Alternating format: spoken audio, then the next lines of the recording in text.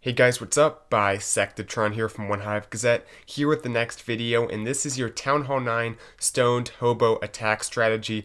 Basically, the 2 to 3 golems can be either one pretty much kill squad based attack where you send in the golems, the bowlers, the heroes, then some hogs for the back end. So a lot of you guys, in nothing against you, but maybe just kind of deploying the kill squad, trying to get like the queen and some defenses, then deploying the hogs on the backside and just calling it a day. But there's really a lot more nuanced bits to this attack. I'm going to be going through kind of what bases to look for to do this attack on, how to plan for it, and how to execute it, because there are a lot of details. But the two main things I want you to think about as we start this attack by Jay Muniz, the two things that are really important for this attack strategy: one, get the expos and the queen, and two, get them in a way that your kill squad doesn't get flanked and you can protect your kill squad with your hogs.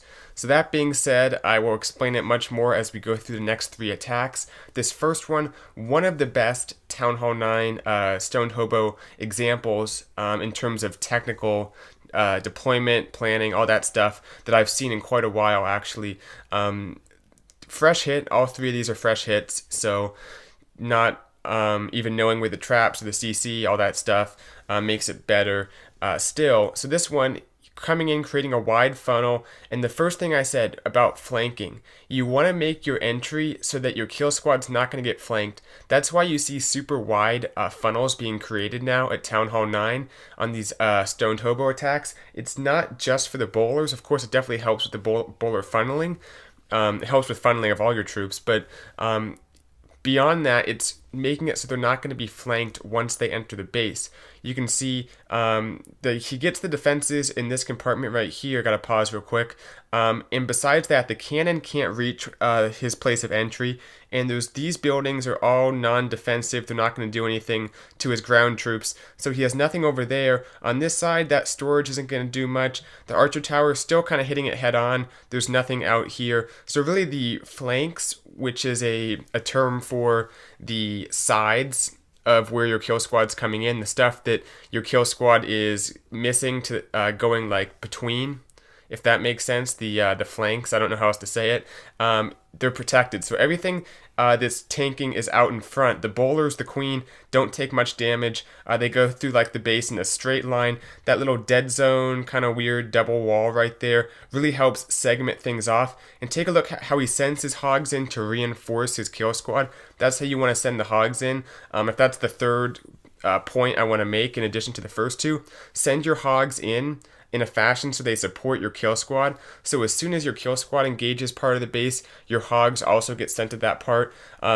Not initially, of course, but once your kill squad gets relatively deep in the base, once they start tanking defenses they probably can't reach, that's when your hogs have to go in. That way you get the value of the tanking, so you don't have to deal with the defenses twice. You take advantage of the tanking that your kill squad provides and send your hogs in. So that was one of the best attacks I think I've seen in a while for this Town Hall 9 Stoned Hobo, but let's take a look at a few others that are also very good.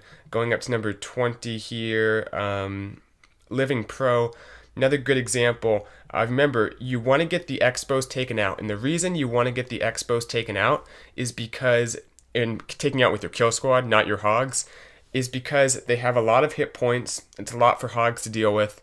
They often have giant bombs around them. They often have spring traps around them, and they typically are kind of in these island type compartments, or at least separated from most other archer towers, wizard towers, cannons, Teslas, those kind of defenses. And for that reason, it's not easy to heal over them because your heal spell won't cover a lot of other defenses besides the expo. So really they're in every way possible, pretty much, they're a negative for hogs to have to take out. You want your kill squad to take them out. You saw in the first attack, the kill squad got the expos and the queen. Once again, going in here to get both the expos and get deep enough to get the queen. So when you're planning out what base you want to hit with this strategy, you want to look for, can I get both expos, maybe at least one, preferably both. Can I get both expos and the queen taken out in a kill squad from an angle where there's not going to be flanks. And if there are going to be flanks like there is at the bottom here, you can see there wasn't much up here that was going to flank because the queen got this expo. There's kind of a buffer as his kill squad came in this area. There wasn't a whole lot above them to flank them. But at the bottom there was a cannon here that just went down. There was a few defenses, and that's when you want to send in your hogs, because if a flank does present itself, hopefully not a huge one, because that's what you want to eliminate in planning. You want to send in your hogs on any flanks that appear during the attack, preferably while troops are still tanking. If they already kill your kill squad, it defeats the purpose. You're too late. You want to engage the flank with your hogs while your troops are still up. Notice how he deploys a group up top to protect his queen. When you're deploying your hogs, it's not just, drop them on the defenses on the back end. You slowly start to drop them in, taking out defenses one at a time as they engage your kill squad, as they're being tanked by the golems, the golemites, the king, whatever is being targeted.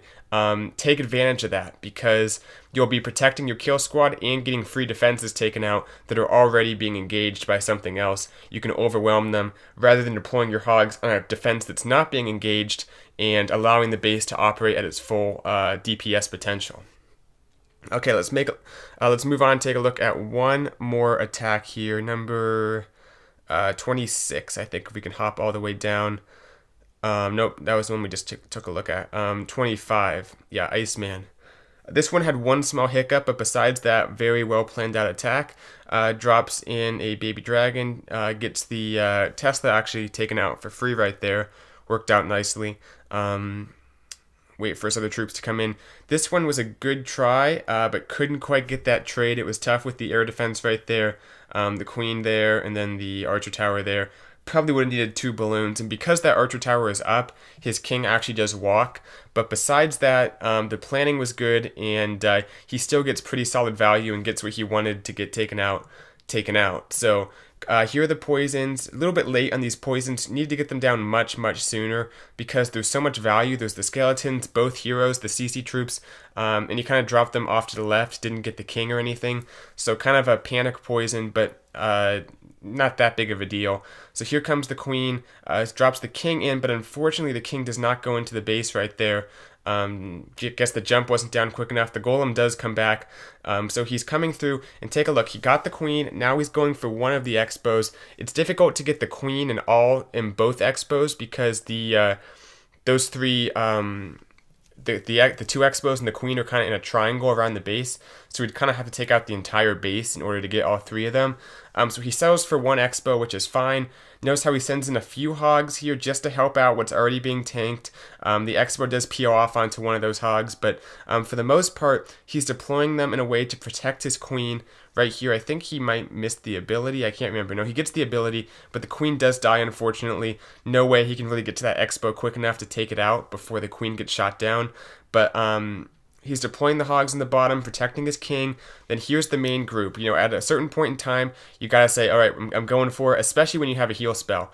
Once again, notice how there's the giant bombs, there's the high HP expo. Not a good thing to have to deal with. Now he does fight through it and deal with one of them, but typically people are going to put their giant bombs next to their expos, and that's a good strategy defensive-wise.